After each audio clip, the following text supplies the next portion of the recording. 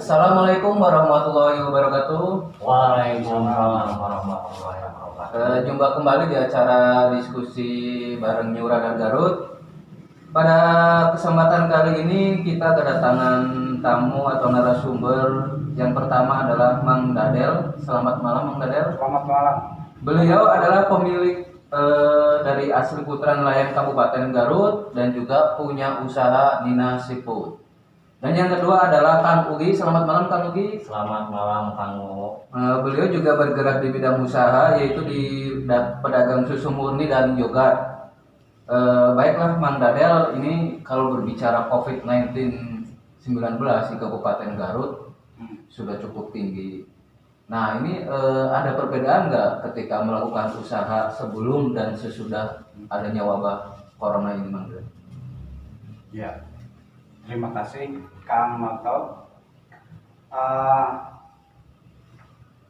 Alhamdulillah selama ini saya baru buka 2 tahun. Jadi sebelum COVID kita sudah buka. Dan reaksi akan konsumen makanan biota laut di Kabupaten Garut itu sangat tinggi.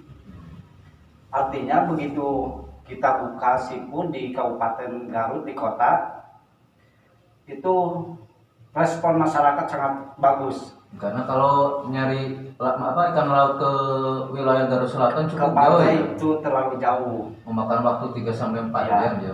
Betul.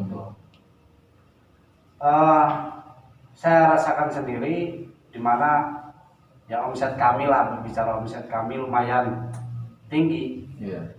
Di mana sampai ke membludak. Saya pun dengan teman-teman ya personil dan karyawan itu hampir 8 orang, 9 orang pada waktu itu sebelum bulan Ramadan kemarin. Nah, begitu terjadi COVID sampai dengan sekarang hampir 50-60% itu kita kehilangan omset. Berarti sangat drastis ya? Sangat drastis dirasakan oleh kami, sehingga saya pun harus memangkas operasional, biaya keluar. Kalau sampai pemutusan karyawan, pengurangan karyawan terjadi nggak? Iya, justru itu saya memangkas operasional dengan mengumpulkan anak-anak. Ini situasinya seperti ini. Kalian pilih gaji dikurangi atau keputusan masing-masing. Akhirnya dengan sendirinya karena rekan-rekan kita ini ada kerjaan lain mungkin di luar, tanpa disadari mengundurkan diri sampai dengan 4 orang. Nah, sekarang kami memiliki 4 orang karyawan, 5 orang dengan saya. Nah, kalau pedagang yogurt sama susu murni ini udah berapa tahun kan bergerak di kebetulan kalau kita sudah berjalan 1 tahun ya. Kebetulan pada waktu itu kita berdiri pada awalnya gitu, beberapa bulan sebelum COVID. Nah, pas pertama alhamdulillah dari sisi pembeli alhamdulillah lumayan ramai. Pas bulan Juni kalau nggak salah itu pertama musim COVID-19 itu masyarakat belum begitu terpengaruh. Pada pertengahan Agustus sampai September itu mungkin ada suatu kebijakan yang dilakukan oleh pemerintah setempat, yang mana salah satunya mungkin dilarangnya berkumpul, terus ada kebijakan bahwa para pedagang itu disinyalir tidak boleh membuka dagangannya sampai malam atau gimana. Nah, disitulah mungkin ada suatu diberlakukan jam malam gitu. Ya, tidak diberlakukan jam malam. Disitulah mungkin menyusut gitu daya beli kita, sehingga ya sama seperti yang dialami kawan saya, omset kita menurun dan mungkin untuk sampai pada akhirnya kita ada dampak yang sangat kena itu dikarenakan dulu itu sewa tempat itu tidak mengalami penyesuaian ketika pandemi ini, maka ya kita dalam arti ada suatu strategi baru, yakni kita tutup dulu Bukalapak dan mungkin menggunakan sistem online, atau dan yang lainnya yaitu kita merekrut reseller dari rekan-rekan yang mau menjual. Tadinya jualannya standby. Tadinya standby, kemudian pas masuk COVID karena kita kekurangan menurunnya hasil penjualan yang berdampak pada kita tidak bisa bayar sewa lapak lah. Jadi strategi yang kita lakukan mungkin selanjutnya yaitu dengan cara berjualan di online, door to door juga ke rumah, dan mungkin merekrut para reseller, ada yang begitu. Nah ini Mang Nadel kan kalau berbicara tadi aturan dari pemerintah kan salah satunya jangan bikin kegiatan atau mengundang massa berkerumunan gitu kan. Sementara kalau dagang sendiri kan kadang ketika pembeli kan nggak bisa diprediksi nih. Kadang misalkan pas malam minggu bring 2 mobil dan datang gitu untuk membeli seafood misalkan gitu kan. Nah cara pengaturannya sendiri gimana itu di tempat lokasi jual? Begitu informasi COVID-19 ini nyampe di Garut, itu pas puncaknya kita di bulan Ramadan. Bulan Ramadan biasanya itu pas rame-rame acara buka bersama. Artinya pada waktu itu kita berharap ada buka bersama dari tiap-tiap komunitas masyarakat luas, buka bersama di tempat kita. Tapi ternyata tidak ada. Jadi selama mau buka puasa itu tempat kita kosong, sepi. Tapi justru omset kita naik pada waktu itu karena dibungkus. Jadi pesan ikan bakar bungkus, bikin crispy, bikin masakan-masakan yang lain, semua dibungkus, Pak. Nggak ada yang makan di sana.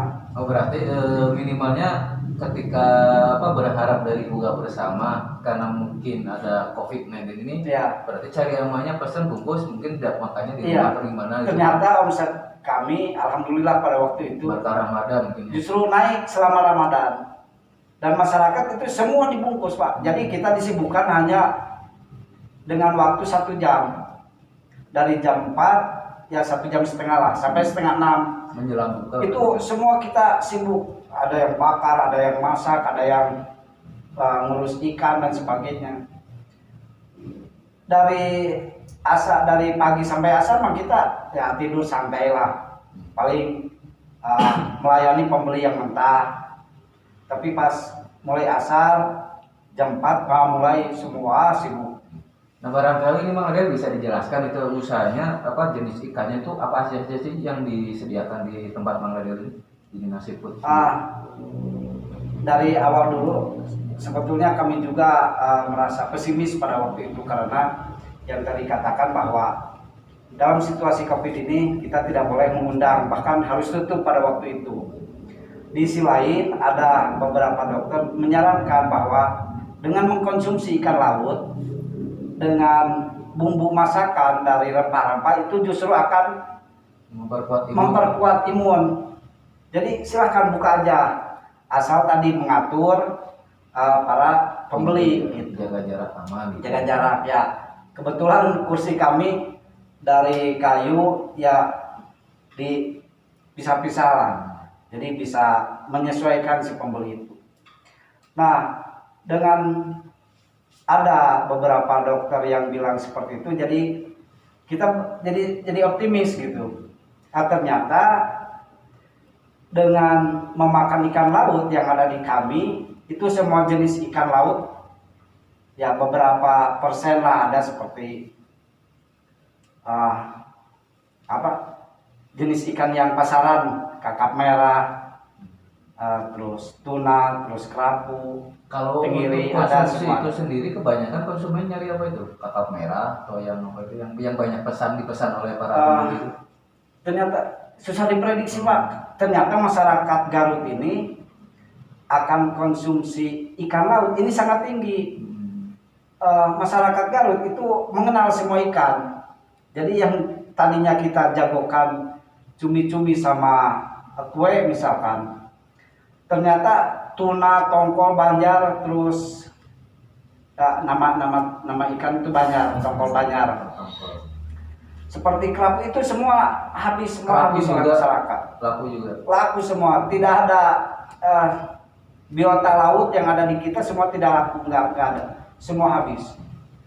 Nah ini untuk Kang Mugi kan selain tadi beralih strategi mungkin ya jadi via online, ada ini nggak selain tadi mungkin dampaknya omset turun gitu kan, terus strategi tadi yang disampaikan ada kiat tersendiri nggak agar usahanya bertahan, karena kan pandemi ini kan belum tentu atau bisa kita prediksi sampai kapan ini selesainya gitu kan, ada kiat tersendiri nggak atau cara lain untuk bisa bertahan? Mungkin strategi-strategi yang kami lakukan hari ini adalah salah satunya dengan menambah diversifikasi produk mungkin ya.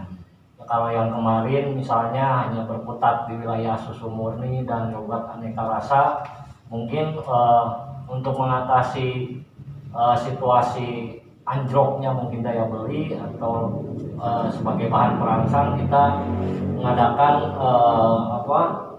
produk-produk yang mungkin bisa dengan bahan yang sama tapi dengan nuansa yang berbeda. Misalnya kita mungkin sekarang memunculkan produk yogurt aneka rasa, es stick yogurt dan susu pasteurisasi. Kemudian sekarang kita lagi mencoba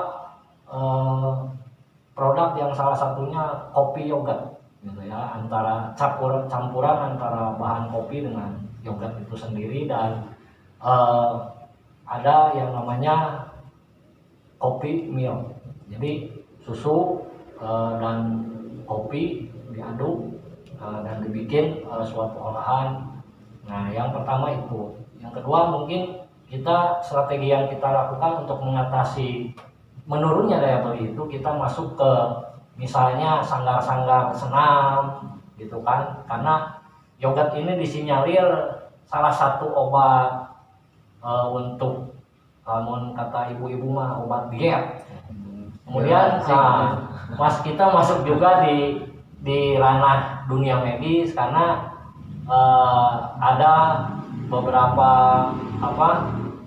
hal yang bisa menangkis penyebaran atau untuk menguatkan imun tadi, yaitu dengan cara banyak mengkonsumsi vitamin C, dan salah satunya yogurt itu adalah penghasil vitamin C yang lumayan banyak. Begitu mungkin cara kami dalam mengatasi.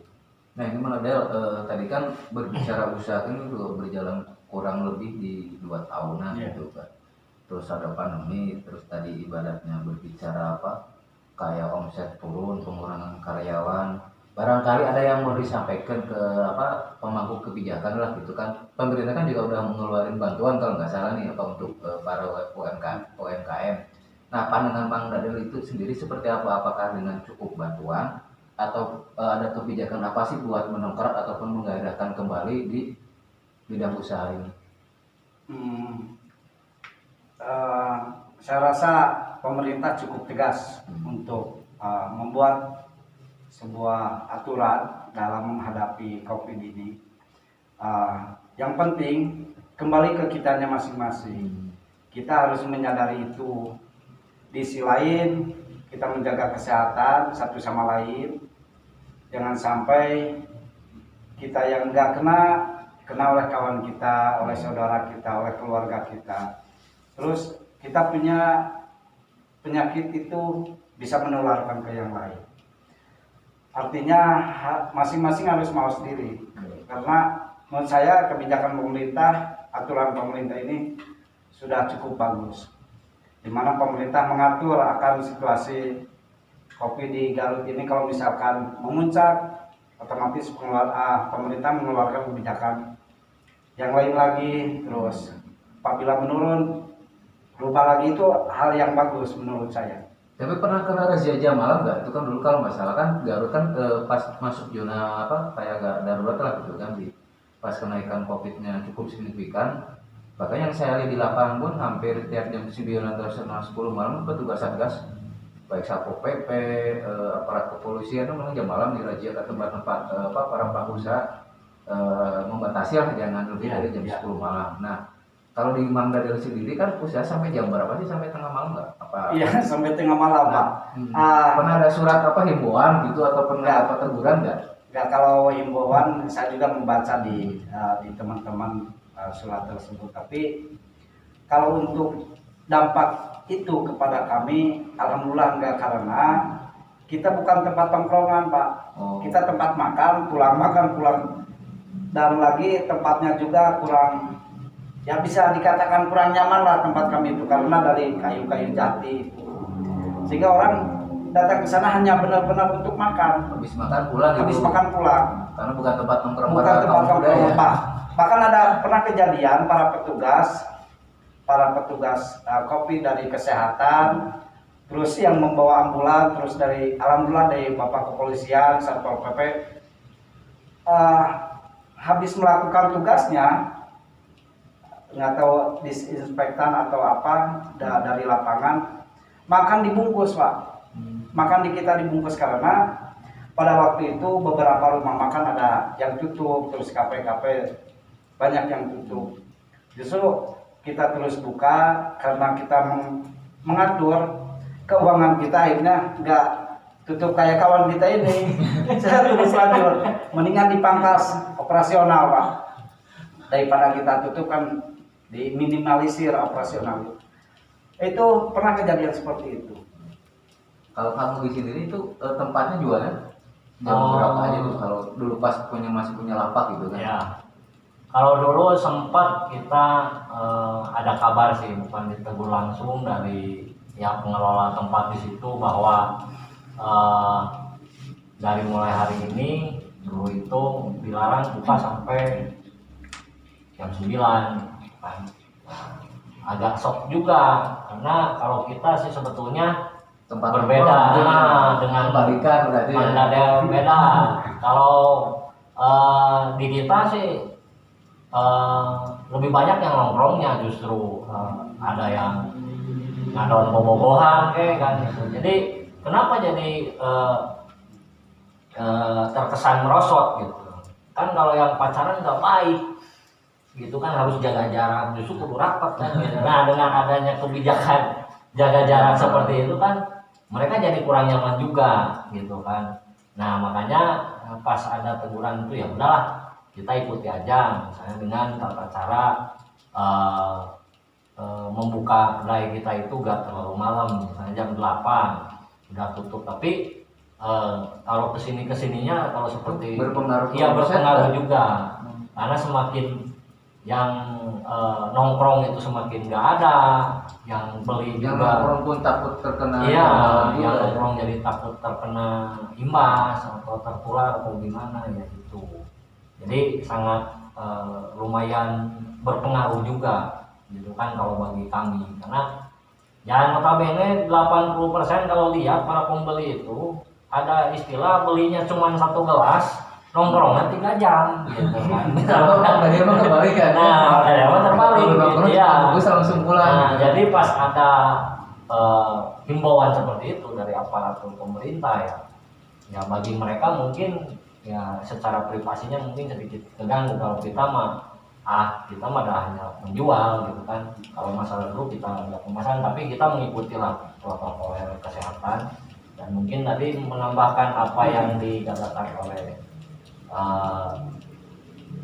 Mang Dadel ini, regulasi pemerintah mengenai, khususnya tadi sempat disinggung oleh Kang Noto, adanya berbagai bantuan yang digelontorkan pemerintah itu saya sangat apresiasi kembali, sangat apresiasi.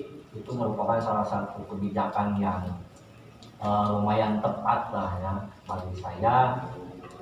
Cuman ada satu mungkin yang harus saya kasih masukan, mungkin dari sisi controllingnya, dari sisi pengawasan, apakah yang menerima bantuan itu benar-benar yang memiliki usaha atau hanya datanya doang gitu doang. Karena masih ada segelintiran obrolan Kalau si itu mah cenah anu teu dagang meunang dari urang nu dagang teu, nah itu mungkin itulah sedikit masukan agar Seluruhnya cek and recheck. cek dan dicek ke bawahnya apakah tepat sasaran atau tidak mungkin itu. Nah terus nih Bang Dadel untuk apa bukan himbauan ya Pak, berbagi sharing lah gitu kan, dalam artian kan bukan satu dua ini kan di lapangan kadang ibaratnya orang yang banting setir gitu kan, suasana seperti ini kayaknya usaha ini jadi pesimis terus akhirnya banding setir ke bergerak di bidang lain. Nah kalau Mang Dadel sendiri kan memilih untuk bertahan gitu kan, mungkin barangkali mau berbagi kiat ataupun trik-trik agar bisa bertahan usaha di masa pandemi ini seperti apa tuh? Ya mungkin yang paling mendasar adalah niatan kita untuk mencari nafkah, mencari rezeki, untuk mulai berusaha. Karena saat ini yang paling menjanjikan adalah usaha dan membuka usaha.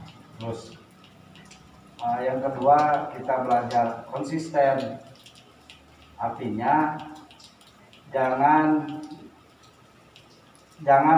kita berpikiran kalau membuka usaha harus punya uang berapa. Itu karena kami mengalami sendiri Pak. Berarti harus teguh dalam pendiriannya ketika memilih untuk usaha ini harus maju terus gitu. Iya, harus maju. Ya, kalau saya mendengar 3 tahun, 5 tahun sampai 7 tahun baru kita bisa ada mulai kelihatan hasil ya, jeripaya perjuangan. Kalau selama 2 tahun, 3 tahun, 4 tahun masih masa merintis, setelah itu butuh kesabaran, ketabahan, di mana jatuh bangun kita proses yang sangat sulit Pak. Itu sesuatu kalau mau usaha jangan hanya mengandalkan seberapa besar uang kita, tapi seberapa kemampuan dan usaha kerja keras kita untuk mendapatkan itu. Mungkin itu saja. Kalau untuk kampung sendiri, Ya yang pertama mungkin sama ya, kiat-kiat supaya kita bisa bertahan itu yang pertama mungkin berdoa, niat yang tulus. Terus emang mentalitas juga diperlukan karena tidak setiap orang tuh apalagi dikasih pandemi seperti ini bisa kuat bertahan. Apalagi kalau misalnya dari produk susu kami, yogurt kami itu kalau di pasihan, kalau dikasih musim hujan begini kadang ngeri juga. Tapi betul apa yang dikatakan oleh Mas Banda, ya kita harus bisa konsisten dalam menjalankan usaha itu. Mau gimana ya kita tetap jalan lah, mau kondisi apapun dalam keterbatasan. Mungkin itu aja. jangan gampang menyerah ya. Ya intinya itu tidak gampang. Karena memang benar sih kalau kita untuk usaha dalam jangka waktu sekitar 2 tahun 3 ini memang belum kelihatan antara. Ya mungkin sampai di sini perbincangan kita, barangkali nanti rekan-rekan YouTubers atau para masyarakat Kabupaten Garut khususnya ingin jajan atau merasakan bagaimana sih rasanya nasi put, bisa langsung datang ke Mang Dadel. Kemudian kalau juga langsung ikan puri di Jalan Proklamasi, kalau kamu misalnya masih online atau 8 minggu? Online dulu. Online dulu. Sekian dari kita. Assalamualaikum warahmatullahi wabarakatuh. Salam sukses dan tetap semangat.